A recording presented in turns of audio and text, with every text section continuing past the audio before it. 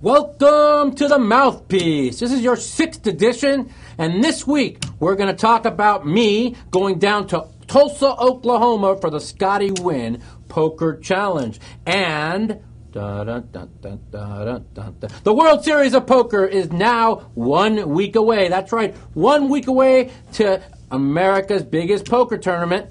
I'm going to talk about my success in poker this week, in online poker, my hands of the week, my winning hands, my bad beats of the hands, and we're going to have a special guest today, John Freeberg, 8th place finisher at the Mirage this week on the Mouth.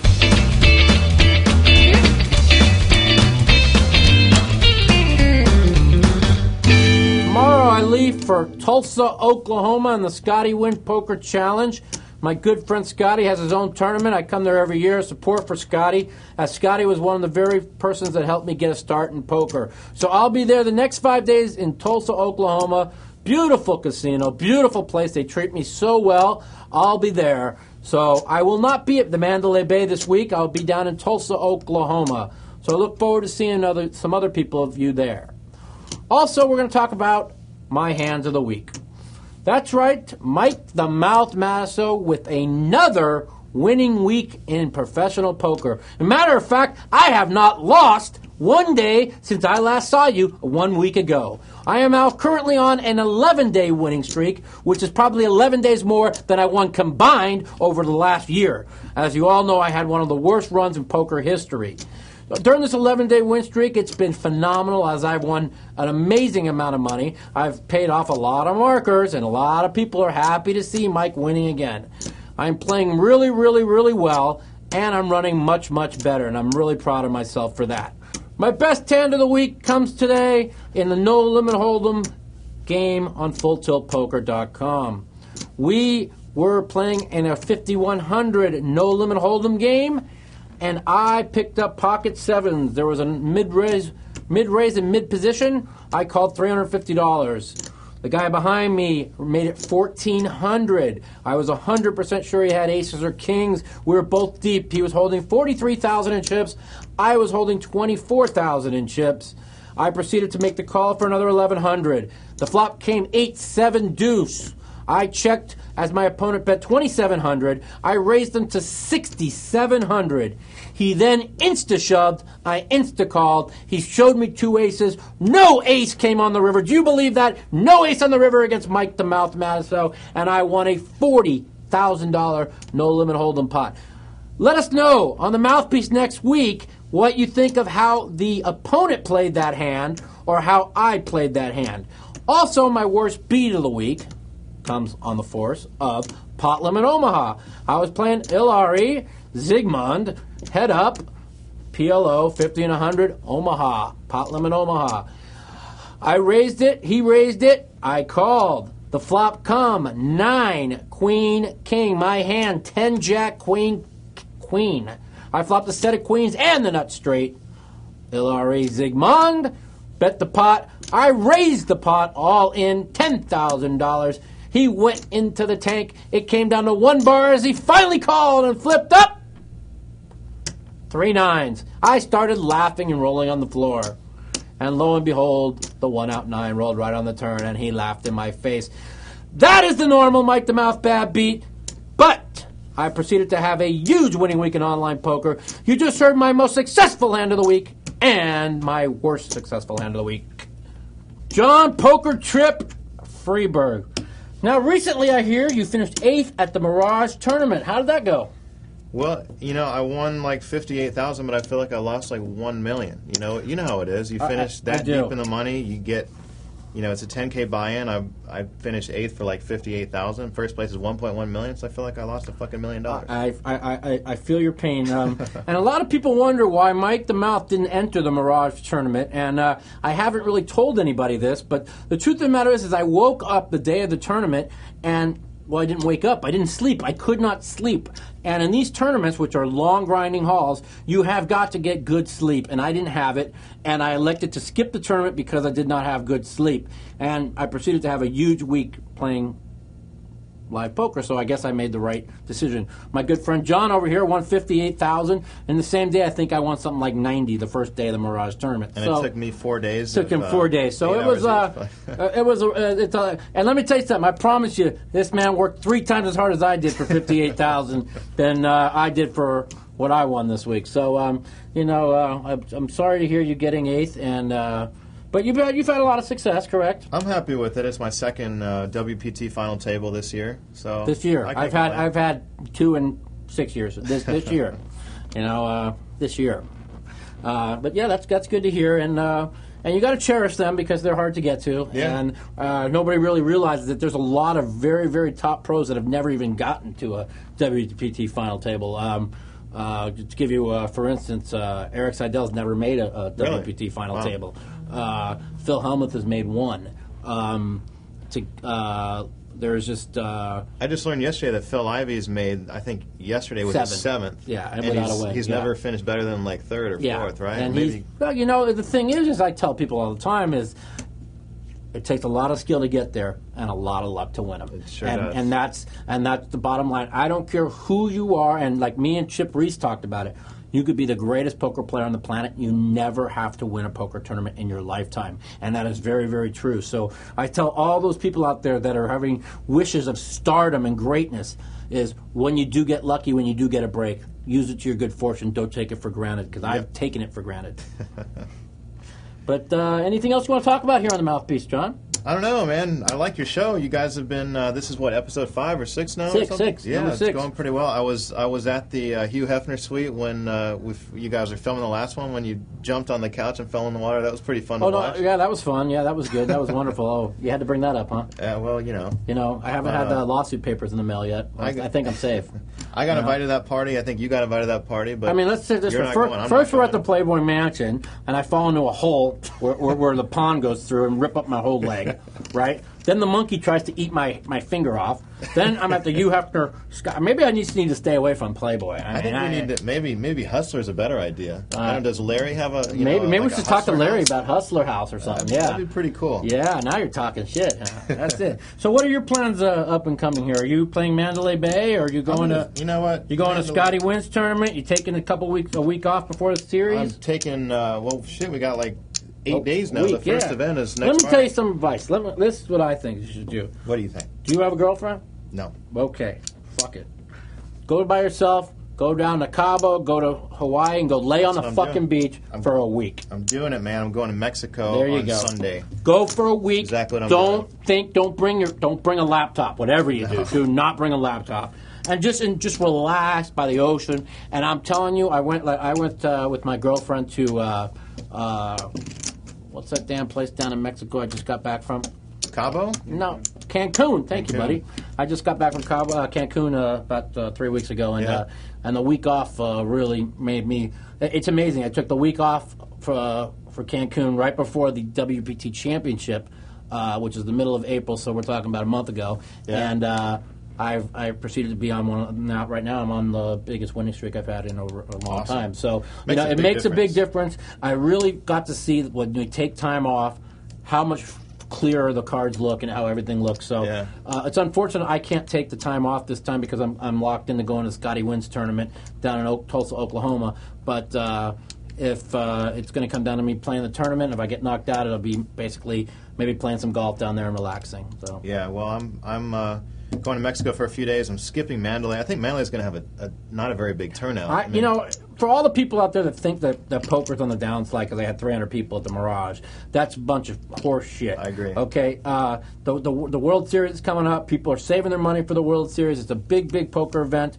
I'm same with the Mandalay Bay coming up. I think these people have picked the wrong time to have these tournaments, and that's why the amount of people are down a little bit. But look for big fields at the World Series. I see World Series field to be down a little bit because of the Internet Gambling Act. But other than that, it's going to be a big World Series. You talking about the main event or all the? I think all the events are going to be down. They're going to be down a little bit. They just have to be. It's just so many tournaments. So many people were won buy-ins for even like the $1,500s or the $2,000s or the $3,000 buy-ins they won online last year. So that's going to bring a lot of it down, and it's going to be a great tournament. There's so many events. I'm playing in like between 25 to 30 events. It's wow. That's See, I'm only playing in like 20 buy-ins. Yeah, it's ridiculous. I spent last year. So it's more than that. You're not playing the 50,000 horse? Probably not. No. See, like I spent last year with the $50,000 horse. I cashed for $170,000 and broke even. So it was $170,000 in buy-ins, and I only played like 19 tournaments, I think it was. So, it's they're expensive, and you better cash. You really have your whole year is make it or break it on the World Series. It really is, and it really is. And if you do well, you cover your buy-ins for the next 12 months until the World Series, and if not, then that's it. Better get some good backers. Exactly. Well, John, thanks for being on the Mouthpiece. I appreciate it very much. And you are my first guest, and christened the show officially now. A good guest as you were, and I appreciate you being on the show, buddy. Glad to be here, buddy. You got it, buddy. Okay, now we're going to get to our favorite part of the show, the live phone calls with Mike the Mouth. So let the phones come in, and we'll be talking. Welcome to the Mouthpiece. This is Mike. What can I do for you? Hey, Mikey. What's up? This is Sean from Michigan. Hey, Sean. How you doing, buddy? Not too bad. Just hanging out on my birthday. Oh, happy birthday to you, man. How old are you? 24. 24, you young pup. So what's got a question for you about cash game. When you're playing and you've got something like aces or kings, okay, and you're sitting in a cash game in late position, and it's already been raised, do you like to repop, or do you just like to call and slow play it? It depends who's in the blinds. It depends what kind of player he is. If there's aggressive players in the blinds that might try and squeeze, so a flat call, and a lot of times it'll be raise, call, and I'll flat call if there's aggressive players in the blind. Also, if the guy who raised is a tight player, I'll flat call. If he's a kind of a loose player, likes to call re-raises, then I'll re-raise against him. So it basically comes to who's in the blinds, who's doing the raising. Okay, because I feel like sometimes when I'm playing and there's been a raise and then a flat call and I re-raise, I kind of give away that I've got a big hand and then I'm not getting. Well, yeah, that's a lot of times a good spot to even flat call behind a raise and a call, and that's what a lot of people don't do because they're afraid that to get beat. I don't mind flat calling with two aces, two kings behind a raise and a call many times because they don't put you on that type of hand and you can win a big pot that way. Yeah. Okay, cool. Thanks for the advice, Mike. You're welcome, man. Thanks for the phone call. All right, no problem. Welcome to the Mouthpiece. This is Mike. Who am I talking to? Hey, Mike. This is Sam from Las Vegas. How you doing today? Hey, Sam. How you doing, buddy? I'm doing good, Mike. Hey, first of all, good luck this year at the World Series of Poker. Thank you so much. I got a quick question about something new I heard they're going to be doing this year. I hear they're going to be streaming the final tables live online. And as a player, I wanted to know what you think about players maybe seeing how you play and your hole cards, all that stuff, even though there's going to be a delay, I hear. Well, yeah, we heard there's going to be a 30-minute delay on it, but we're us players are outraged by it. We think it's absolutely horrible that it should be no less than a 4 or 5 hour delay. Somebody after 30 minutes, somebody makes a play at somebody, they can call their friend and say, what did he have this hand? And it's going to entice somewhat of how the guy plays and let him know how he played. And I think it's absolutely horrible, and so does all the top players.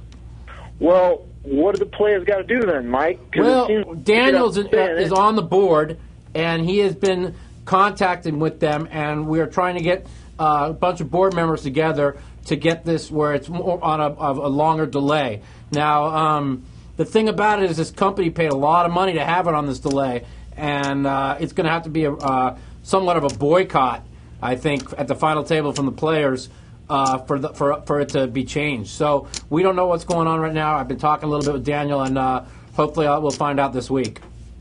All right, well, I wish you the best of luck. Thanks, Sam, for the phone call.